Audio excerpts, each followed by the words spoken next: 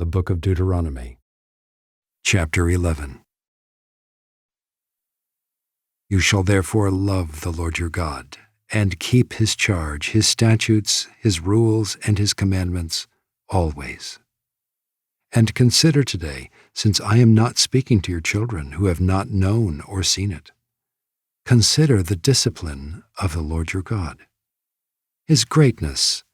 his mighty hand, and his outstretched arm,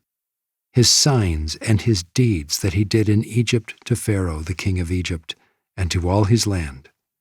and what he did to the army of Egypt, to their horses and to their chariots, how he made the water of the Red Sea flow over them as they pursued after you, and how the Lord has destroyed them to this day, and what he did to you in the wilderness until you came to this place, and what he did to Dathan and Abiram, the sons of Eliab, son of Reuben, how the earth opened its mouth and swallowed them up, with their households, their tents, and every living thing that followed them in the midst of all Israel. For your eyes have seen all the great work of the Lord that he did. You shall therefore keep the whole commandment that I command you today, that you may be strong and go in and take possession of the land that you are going over to possess, and that you may live long in the land that the Lord swore to your fathers to give to them and to their offspring, a land flowing with milk and honey. For the land that you are entering to take possession of it is not like the land of Egypt, from which you have come, where you sowed your seed and irrigated it like a garden of vegetables. But the land that you are going over to possess is a land of hills and valleys, which drinks water by the rain from heaven, a land that the Lord your God cares for. The eyes of the Lord your God are always upon it, from the beginning of the year to the end of the year. And if you will indeed obey my commandments that I command you today, to love the Lord your God, and to serve him with all your heart and with all your soul, he will give the rain for your land in its season, the early rain and the later rain, that you may gather in your grain and your wine and your oil.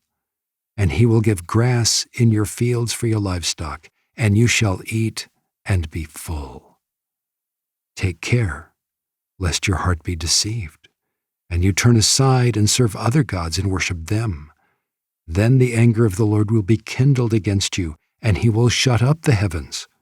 so that there will be no rain, and the land will yield no fruit, and you will perish quickly off the good land that the Lord is giving you. You shall therefore lay up these words of mine in your heart and in your soul, and you shall bind them as a sign on your hand, and they shall be as frontlets between your eyes. You shall teach them to your children, talking of them when you are sitting in your house, and when you are walking by the way, and when you lie down and when you rise. You shall write them on the doorposts of your house and on your gates, that your days and the days of your children may be multiplied in the land that the Lord swore to your fathers to give them, as long as the heavens are above the earth. For if you will be careful to do all this commandment that I command you to do, loving the Lord your God, walking in all his ways, and holding fast to him, then the Lord will drive out all these nations before you,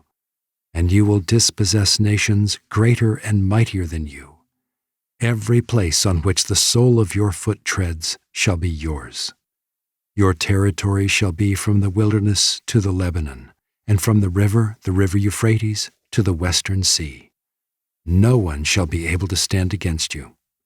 The Lord your God will lay the fear of you and the dread of you on all the land that you shall tread, as he promised you.